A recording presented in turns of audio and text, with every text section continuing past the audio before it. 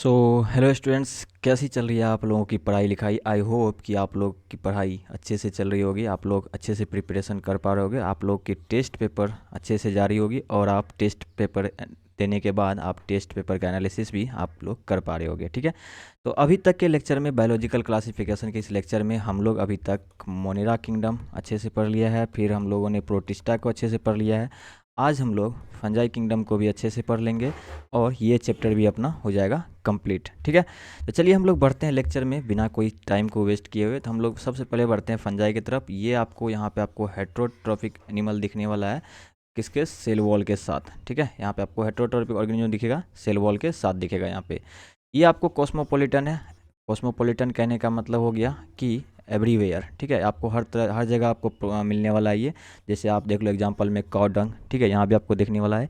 इसका cell wall का अगर हम लोग बात करेंगे ना, तो ये कैटिन प्लस प्रोटीन का भी बना होता है। ठीक है, कैटिन कहने का मतलब कोई कोई इसको चिटिन पढ़ देते हैं, तो कैटिन हम लोग बोलेंगे इनको। ठीक है, तो ये जो है क्या है? नाग एन एसिटाइल ग्लूकोजामाइन का होमोपोलीमर है। ठीक है, और ये आपको बैक्टीरियल वॉल में भी देखने को मिलता है। तो ये सारी चीज़ें हैं जो आपको ध्यान में रखनी है। और इसके बाद हम लोग आगे बढ़ें तो यहाँ पे मोस्टली मल्टी सेलुलर होते हैं और फिलामेंटस होते हैं। किसको? एक्सेप्ट ईस्ट, ईस्ट को छोड़ करके ये ना फिलामेंटस होते हैं और ना ही ये मल्टी सेलुलर होते हैं, ये यूनिसेलुलर होते हैं। ठीक है, उसके बाद फिलामेंटस में हम लोग बात करते हैं हाइफी का। अगर आपको सिंगल फिलामेंट दिख रहा है तो उसको हम लोग हाइफी बोलेंगे। और इसी का आपको अगर एक नेटवर्क दिखे, ठीक है, ढेर सारा नेटवर्क अगर आपको दिखे हाइफी का, तो इसको हम लोग एक साथ क्या बोल दे रहे हैं? माइसेलियम बोल दे रहे हैं।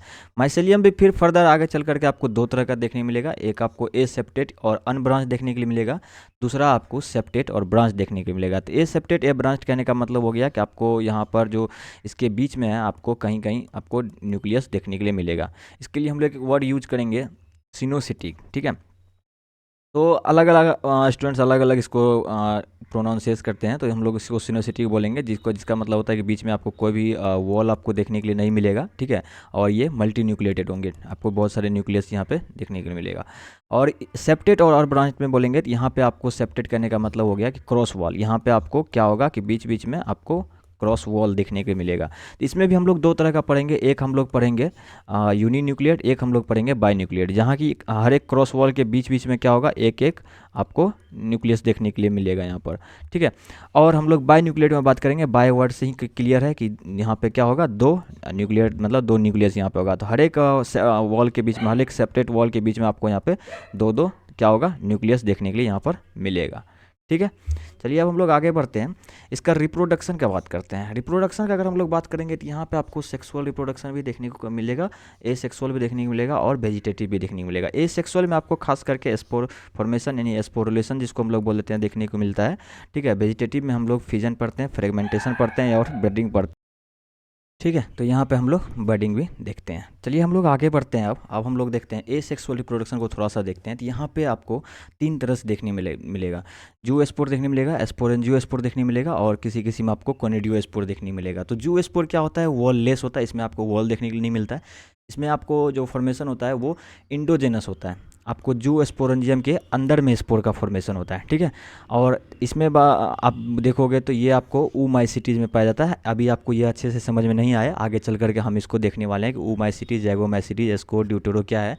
तो इसको हम लोग जब क्लासिफिकेशन करेंगे तो आगे चल करके आपको इसको भी हम बताएंगे आगे। अभी आपको थोड़ा देर में समझ में आएगा ये। ठीक है, अभी आपको समझ लेना है कि जो जू स्पोर होता है ये आपको ऊमाइसिटीज़ में मिलने वाला है। फिर हम लोग बात करेंगे स्पोरेंजियो स्पोर का। इसका अगर वॉल का बात करेंगे तो ये थीन वॉल यहाँ पे मिलेगा आपको, और ये कैसा होता है? इंडोजेनस होता है। ये भी, ये आप इसमें ये भी इंडोजेनस है, लेकिन यहाँ पे आपको क्या होगा कि स्पोरेंजियम के अंदर में आपको स्पोर फॉर्मेशन होता हुआ दिखेगा यहाँ पे। फिर हम लोग देखेंगे ये आपको किस में मिलेगा? ये आपको जैगोमाइसिटीज में आपको मिलेगा ये। फिर हम लोग बात करेंगे आगे। अब हम लोग आगे बात करते हैं कोनिडियो स्पोर का। इसका वॉल का बात करें तो ये इसका वॉल थिक होता है और ये होता है एक्सोजेनस। मतलब यहाँ पर क्या होगा? स्ट्रिगमेटा एक स्ट्रक्चर है, हम लोग आपको अभी दिखाते हैं, आगे आगे आपको दिखाएंगे स्ट्रिगमाटा। वह उसके ऊपर आपको ये स्पोर फॉर्मेशन होता हुआ दिखेगा आपको। और ये किस में होता है? ये आपको एस्कोमाइसिटीज़ और ड्यूटेरोमाइसिटीज़ दोनों जगह आपको ये देखने को मिलता है, ये इस तरह का। तो अब देखो ये जू स्पोर आपको क्लियर हो जाएगा। फिर यहाँ पे अपना स्पोरेंजियो स्पोर और यहाँ पे फिर अपना कोनिडिया। ठीक है, तो यहाँ पर आपको स्टिग्माटा यहाँ पे आपको देखने को मिलेगा। जस्ट स्टिग्माटा के ऊपर ये जो अपना स्ट्रक्चर है स्टिग्माटा, इसके ऊपर आपको यहाँ पे स्पोर फॉर्मेशन होता हुआ दिखेगा, जिसको हम लोग कोनिडिया के नाम से यहाँ पे कर रहे हैं। फिर यहाँ पे स्पोरेंजियोस्पोर है, ठीक है। स्पोरेंजियम के अंदर आपको स्पोरेंजियोस्पोर देखने के लिए मिलेगा, ठीक है, यहाँ मेंशन किया हुआ है। और आपको जूस्पोर में आपको जूस्पोरेंजियम के अंदर आपको जूस्पोर फॉर्म होता हुआ हैप्लॉइड स्ट्रक्चर फॉर्म होता हुआ दिखेगा, ठीक है। क्लियर हो गया, आपको डायग्राम से भी क्लियर हो गया।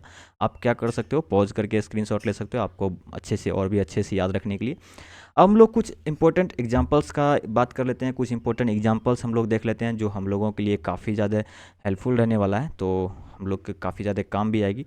तो चलिए बात करते हैं सबसे पहले एस्कोमाइसिटीज़ का। यहाँ पे हम लोग पहला एग्जांपल बात करेंगे एस्परगिलस, फिर क्लेविसेप्स है, फिर ईस्ट है, फिर अपना पेनिसिलियम है, और अपना एक न्यूरोस्पोरा है जो कि जेनेटिक वर्क में इसका बहुत ज़्यादा यूज है, ठीक है। फिर हम लोग बात करेंगे बेसिडियोमाइसिटीज़ का। यहाँ पे आपको पक्सिनिया जो रस्ट फंगस भी के नाम से भी जाना जाता है, व्हीट रस्ट वगैरह में। और फिर हम लोग बात करते हैं स्टिलागो, स्मट फंगस के नाम से भी ये जाना जाता है, ठीक है। फिर हम लोग बात करते हैं एगेरिकस। यहाँ एग्जांपल में आपको बेसिडियोमाइसिटीज़ में आपको एगेरिकस देखने मिलेगा जो कि मशरूम है, ठीक है। मशरूम आप लोग पहले भी सुन रखे होंगे, तो इसको हम लोग एगेरिकस यहाँ बोल रहे हैं, ठीक है। तो ये सारे फंगस ही है। आपको क्या करना है, एक स्टिकी नोट्स बनाओ। आप स्टिकी नोट्स बना करके आप इसको अपने स्टडी टेबल के सामने इसको चिपका सकते हो, ठीक है। अब हम लोग बात करते हैं तीसरा जो अपना ड्यूटेरोमाइसिटीज है। इसके एग्जांपल में आपको अल्टरनेरिया, कोलियोट्राइकम, ट्रैकोडर्मा, ये सब आपको ड्यूटेरोमाइसिटीज में देखने के लिए मिलता है। तो अब इसके बारे में और भी हम लोग अगर स्टडी करें तो हम लोग आगे बढ़ते हैं। अब हम लोग बात करते हैं किसका, सेक्सुअल रिप्रोडक्शन का। अब देखो जब यहाँ पर आप आओगे तो यहाँ पे आपको दो टर्म मिलेगी, प्लाज्मोगेमी, कैरियोगेमी, ठीक है। अब ये दो टर्म का मतलब क्या है, चलिए हम लोग देखते हैं। प्लाज्मोगेमी का मतलब हो गया कि दो सेल का, ठीक है, एक से लिए इसका फ्यूजन, या फिर कह लो प्लाज्मा मेम्ब्रेन का फ्यूजन। कैरियोगेमी में सेम इस तरह से दो, Cairo word is use for always nucleus. हम लोग कैरियो हमेशा किसके लिए यूज कर रहे हैं, न्यूक्लियस के लिए यूज करते हैं। तो यहाँ पे दो न्यूक्लियाई का फ्यूजन को हम लोग क्या बोलेंगे, कैरियोगेमी बोलेंगे।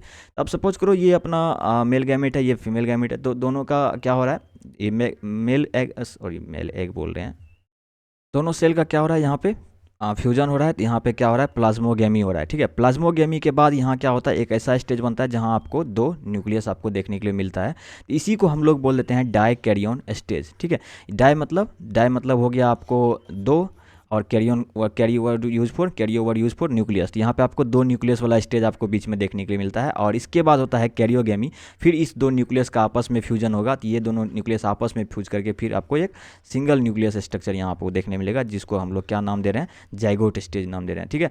और उसके बाद होता है फिर अपना जाइगोटिक मियोसिस, जो इसमें आपको हैप्लॉइड मियोस्पोर यहाँ पे फॉर्म होता हुआ देखने को मिलेगा, चार, ठीक है। चार हैप्लॉइड मियोस्पोर आपको फॉर्म होता हुआ दिखेगा यहाँ पे, ठीक। तो चलिए इसके हम लोग आगे देखते हैं और भी। तो फाइकोमाइसिटीज में अगर हम लोग बात करें तो यहाँ पे आपको डाइकैरियन फेज देखने के लिए नहीं मिलेगा। डाइकैरियन फेज क्या था कि आपको यहाँ पे दो न्यूक्लियस यहाँ पे आपको दिखे। जब प्लाज्मोगेमी होगा, दो सेल का फ्यूजन होगा, और प्लाज्मोगेमी होगा, तो यहाँ पे आपको क्या होगा, दो न्यूक्लियस यहाँ पे आपको देखने के लिए मिलेगा इस स्ट्रक्चर में। ये क्या है, फाइकोमाइसिटीज में देखने के लिए नहीं मिलता है। क्यों, क्योंकि कैरियोगेमी जो होता है प्लाज्मोगेमी के जस्ट बाद हो जाता है, तुरंत इमीडिएटली एक्शन है यहाँ पे, ठीक है, इमीडिएटली प्रोसेस है यहाँ पे प्लाज्मोगेमी हुआ, उसके जस्ट बाद क्या हो जाता है, कैरियोगेमी हो जाता है। तो डाइकैरियन फेज यहाँ पर क्लियरली विजिबल या फिर विजिबल यहाँ पर नहीं है। सेम उसी तरह से हम लोग बात करें तो एस्कोमाइसिटीज और बेसिडियोमाइसिटीज का बात करें तो यहाँ पे आपको डाइकैरियन फेज देखने के लिए मिलता है, ठीक, क्योंकि यहाँ पर क्या होता है, थोड़ा देर के लिए होल्ड रहता है डाइकैरियन फेज पे। फिर हम लोग बात करते हैं ड्यूटेरोमाइसिटीज का। ड्यूटेरोमाइसिटीज में क्या होता है, सेक्सुअल रिप्रोडक्शन ही नहीं होता है। जब सेक्सुअल रिप्रोडक्शन ही नहीं है तो हम लोग को ये कैरियोफेज, डाइकैरियन ये सब तो देखने के लिए मिलेगा ही नहीं मिलेगा, ठीक है। तो जब यहाँ पे सेक्सुअल स्टेज है ही नहीं, तो इसको हम लोग क्या बोल देते हैं, इम्परफेक्ट फंगी बोल देते हैं, ठीक है। और एक चीज़ हम लोग आगे चल करके देखेंगे, ठीक है, जो भी जिस भी ग्रुप को इसमें रखा गया है ड्यूटेरोमाइसिटीज में, जो भी ऑर्गेनिज्म को इसमें रखा जाता है, उसका अगर सेक्सुअल स्टेज पता चल जाए तो उसको फिर किस में डाल दिया जाता है, एस्को में या फिर बेसिडियो में, ठीक है। तो इधर आपको क्या कर देता है, उसको शिफ्ट कर दिया जाता है। फिर उसको आगे जो उनका नहीं पता है उसको ड्यूटेरोमाइसिटीज में ही रहने दिया जाता है। हम लोग इसको क्या बोल दे रहे हैं, बेसिकली इम्परफेक्ट फंगी बोल दे रहे हैं, ठीक है। अब हम लोग आगे बढ़ सकते हैं। अब हम लोग आगे बढ़ेंगे तो यहाँ पर हम लोग देखेंगे क्लासिफिकेशन, ठीक है, फंगी का क्लासिफिकेशन देखेंगे। तो इसका कुछ बेसिस होगा। हम लोग कोई किसी भी चीज़ को क्लासीफाई करते हैं तो कोई ना कोई बेसिस पे कोई ना कोई उसका रहता है, जिसके बेसिस पे हम लोग उसको क्लासीफाई करते हैं। तो अब देखो इसको हम लोग करेंगे माइसेलियम का मॉर्फोलॉजी। माइसेलियम क्या था, नेटवर्क ऑफ फिलामेंट। इसका मॉर्फोलॉजी मतलब उसको बाहरी से हम लोग देखते हुए क्या करेंगे, उसका बेसिस पे हम लोग क्लासीफाई करेंगे। स्पोर फॉर्मेशन का मोड क्या है, अभी हम लोग 3-4 मोड देखें स्पोर फॉर्मेशन का, तो कौन सा मोड है उसके बेसिस पे हम लोग क्लासीफाई करेंगे। फ्रूटिंग बॉडीज फॉर्म हो रहा है या नहीं हो रहा है, ठीक है, तो उसके बेसिस पे हम लोग क्लासीफाई करेंगे। तो फ्रूटिंग बॉडीज़ क्या है, अभी एक नया टर्म आया फ्रूटिंग बॉडी, ये क्या है, तो ये आपको मैक्रोस्कोपिक स्ट्रक्चर है, ठीक है, जिसमें क्या होता है सेक्सुअल स्पोर का क्या होता है स्टोरेज होता है और उसका डिस्पर्सल भी वहीं से होता है, ठीक है। तो ये क्या है मैक्रोस्कोपिक स्ट्रक्चर है फ्रूटिंग बॉडी, ठीक है। इसके बारे में भी हम लोग आगे चलेंगे, इसका डायग्राम वगैरह भी हम लोग देखेंगे। ये एक टेबल है जो आप लोगों के लिए यहाँ पे सेपरेट किया हुआ है। आप यहाँ देख सकते हो कॉमन नेम है कुछ कुछ, जैसे ओमाइसिटीज, जैगोमाइसिटीज, एस्कोमाइसिटीज, बेसिडियोमाइसिटीज, ड्यूटेरोमाइसिटीज। तो कुछ कॉमन नाम है यहाँ पर, आप उसको ध्यान में रखते हुए इसको आप समझ सकते हो। जैसे कॉमन नेम ओमाइसिटीज को अलगल फंगी बोल देते हैं, जैगोमाइसिटीज को कंजुगेशन फंगी, एस्कोमाइसिटीज को सैक फंगी, बेसिडियोमाइसिटीज को क्लब फंगी, ठीक है। पफ बॉल वगैरह कोई भी बोलते रहता है। तो ड्यूटेरोमाइसिटीज है इम्परफेक्ट फंगी बोल देते हैं क्योंकि यहाँ पे एसेक्सुअल रिप्रोडक्शन है। इसके लिए हैबिटेट का बात करें तो ओमाइसिटीज ही एक्वेटिक है, बाद बाकी सारे क्या है टेरेस्ट्रियल है। और वो सेल वॉल का बात करें तो ओमाइसिटीज के पास ही सेल्यूलोज है, बाद बाकी सब के पास क्या है काइटिन का वॉल है, ठीक है।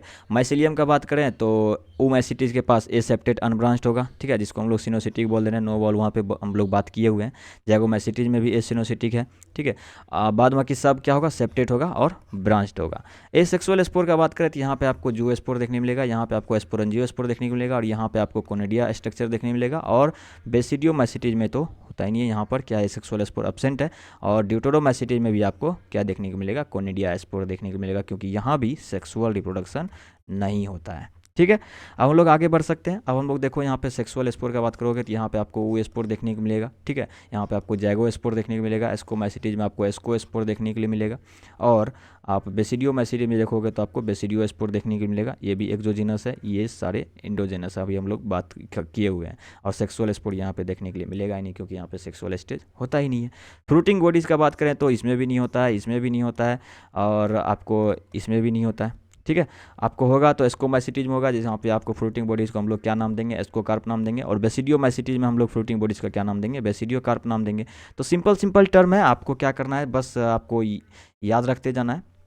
आपको उससे भी नहीं होता है स्टिकी नोट्स बना करके चिपका लेना है, जो कि आपके लिए बहुत ही ज़्यादा हेल्पफुल होने वाला है। तो ड्यूटेरोमाइसिटीज का बात करें तो एनसीईआरटी में ये टर्म दिया हुआ है, ठीक है। आप लोग इसको ध्यान में रखोगे और आपको बहुत ही ज़्यादा फ़ायदे होने वाली है। हम लोग ऐसे पहले भी एक बार बात कर चुके हैं, एक बार और आपको बात करके दिखाते हैं। यहाँ पे क्या है कि ड्यूटेरोमाइसिटीज को हम लोग इम्परफेक्ट फंगी भी बोल रहे हैं, ठीक है। यहाँ भी लिखा हुआ है कि ठीक है, क्योंकि यहाँ लिखा हुआ है बिकॉज ओनली ए सेक्सुअल और वेजिटेटिव फेज यहाँ पर आपको मिलता है, सेक्सुअल फेज यहाँ नहीं मिलता, इसलिए इसको इम्परफेक्ट फंगी हम लोग बोल देते हैं ड्यूटेरोमाइसिटीज को, ठीक है। जिसका सेक्सुअल स्टेज नहीं पता है वो सारे हम लोग ऑर्गेनिज्म को किस में डाल देंगे ड्यूटेरोमाइसिटीज में डाल देंगे फंगी के केस में, ठीक है। यहाँ पे ये भी पॉसिबल है, ठीक है, ऑल्सो पॉसिबल, ये भी पॉसिबल है कि सेक्सुअल और वेजिटेटिव स्टेज को एक नाम में है यहाँ पे प्लेस कर दिया गया है ड्यूटेरोमाइसिटीज में। अब बाकी जिसका सेक्सुअल स्टेज है उसको किसी अनदर क्लास में इसको प्लेस किया हुआ है, ये भी बात सही है, ठीक है। जैसे ही वंस परफेक्ट स्टेज मतलब सेक्सुअल स्टेज जैसे ही किसी भी मेंबर का, ठीक है, इसका फंगी के किसी भी मेंबर का अगर सेक्सुअल स्टेज आपको पता चल जाता है तो उसको डिस्कवर हो जाता है तो उसको मूव कर दिया जाता है किस में एस्कोमाइसिटीज और बेसिडियोमाइसिटीज में। अगर आपको याद हो तो अभी थोड़ा देर पहले हम लोग इसके बारे में बात किए थे और हमने आपको बताया भी था इस तरह से कुछ होता है, ठीक है। इसमें इसका कुछ मेंबर्स क्या हो सकता है सेप्रोफाइट्स पैरासाइट्स हो सकता है, जबकि ज़्यादातर मेंबर्स क्या है इसमें डिकम्पोजर्स की तरह वर्क कर रहा है। और यहाँ पे आपको क्या कर रहा है डिकम्पोजर्स की तरह वर्क कर रहा है और मिनरल साइक्लिंग में हेल्प कर रहा है यहाँ पे, ठीक है। ये इतना चीज़ जो एनसीईआरटी में दिया हुआ था आप लोगों के लिए इंपॉर्टेंट है, तो आप लोग को ध्यान में रखना है और आप इसको कुछ अपने हिसाब से जिस तरह से नोट्स बना सकते हो हमने आपको यहाँ पे समझा दिया है, तो आपको नोट्स बना करके इसको अपने ध्यान में रखना है। अब हम लोग बात करते हैं माइकोराइजा के बारे में। माइकोराइजा क्या है, माइको वर्ड हमेशा यूज होगा किसके लिए फंगल के लिए, और राइजा वर्ड मीन्स होता है रूट के लिए, ठीक है। Rhiza word always use for root. अब यहाँ पे देखोगे तो दोनों का सिम्बायोटिक रिलेशनशिप है, ठीक है। सिम्बायोटिक रिलेशनशिप देखो या किसके बीच में फंगस और हायर प्लांट के रूट के बीच में रिलेशनशिप है, ठीक है। दोनों मिलकर क्या कर रहे हैं। बेनिफिट का बात करें फंगस को क्या बेनिफिट है, इसको हायर प्लांट जो है इसको फूड बना करके दे रहा है और शेल्टर प्रोवाइड कर रहा है। सेम इसी तरह से अगर हम लोग बात करें कि अब प्लांट को क्या फ़ायदा है, बिना फ़ायदा का तो कोई कुछ रखता नहीं है भाई, आपको पता ही है। तो इसको क्या फ़ायदा है, इसको वाटर एब्जॉर्ब करके दे रहा है, मिनरल एब्जॉर्ब करके दे रहा है, ठीक है। काफ़ी अच्छा है, पीजीआर सिंथेसिस में हेल्प हो रहा है इसका। और अगर सैलिनिटी हो जाए केस, ड्राउट का केस हो जाए तो वहाँ भी इसका काफ़ी ज़्यादा क्या हो रहा है टॉलरेंस करने में काफ़ी ज़्यादा हेल्प हो जा रहा है इसका यहाँ पर, ठीक है। और रूट बोर्न पैथोजन जो होता है उससे भी इसका क्या हो जा रहा है प्रोटेक्शन हो जा रहा है यहाँ पे, ठीक है, प्रोटेक्ट कर रहा है उसको। अब हम लोग लाइकेंट का बात सॉरी लाइकेन का बात करते हैं, ठीक है। किसका बात करते हैं? लाइकेन का बात करते हैं। ये ऑब्लिगेट रिलेशनशिप है। ऑब्लिगेट मतलब क्या हम लोगों ने पढ़ा था? ऑब्लिगेट था एक फैकल्टेटिव था। तो ऑब्लिगेट मतलब था कि उसको होना ही चाहिए, मिलना ही चाहिए। तो ठीक है, इसका क्या है कि फिक्स इसका एक रिलेशनशिप है किसके बीच में? फंगी और एल्गे के बीच में, ठीक है।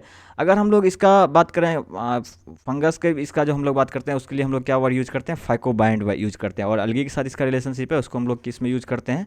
माइकोबाइंड में यूज़ करते हैं, ठीक है। लाइकन का अगर फंगस के साथ है तो इसको फाइकोबाइंड में हम लोग यूज़ करेंगे, और अलगी के साथ इसको हम लोग माइकोबाइंड में यूज़ करेंगे। 5 to 10% यहाँ पर है, और बाद बाकी 90 to 100% आप बात करोगे तो उसका रिलेशनशिप यहाँ पर ही आपको अलगी के बारे में ही पढ़ना भी है, ठीक है, माइकोबाइंड के बारे में।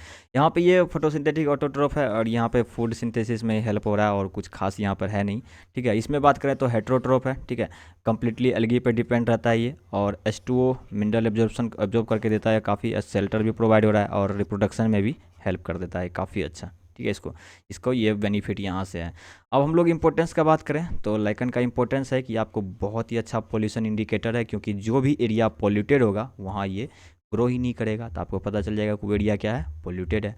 और अर्ली कॉलोनाइजर है, ठीक है, जहाँ पे कोई भी आपको घास फूस कोई भी पेड़ पौधा मतलब उगने में बहुत ही ज़्यादा दिक्कत हो रही है, तो सबसे पहले वहाँ पे कौन आएगा? सबसे पहले वहाँ पर यही आएगा, चाहे बैरन लैंड हो, जिसको हम लोग क्या बोल रहे हैं? बंजर ज़मीन बोल देते हैं, ठीक है। रॉक सरफेस हो जहाँ पे कि पेड़ पौधा उगने में दिक्कत हो रही है, ठीक है, वहाँ पर नहीं आ रहा है, वहाँ पे कोई भी मतलब कोई भी ऑर्गेनिज्म का वहाँ पे उत्पत्ति नहीं हो रहा है, तो वहाँ पे सबसे पहले अपना लाइकेन ही आता है। बैरन लैंड वगैरह हो गया, रॉक सरफेस वगैरह हो गया यहाँ पर, ठीक है। तो थैंक यू सो मच। हम लोग आज का लेक्चर रखेंगे यहीं पर, क्योंकि एक छोटा सा टर्म अपना वायरस वायराइड फ्रेंड सब का बच जाता है, तो हम आप लोग 2-4 मिनट का लेक्चर रहेगी, इसके बाद आप वहाँ पे कंप्लीट कर सकते हो उसको, और काफ़ी अच्छे से वहाँ भी समझ सकते हो। तो आई होप कि ये लेक्चर थोड़ा सा बड़ा हो गया, लेकिन आपके लिए काफ़ी ज़्यादा हेल्पफुल रहने वाला है। तो आप पूरा लेक्चर को देख करके आप इंजॉय कर सकते हो, ठीक है। Thank you so much, bye bye.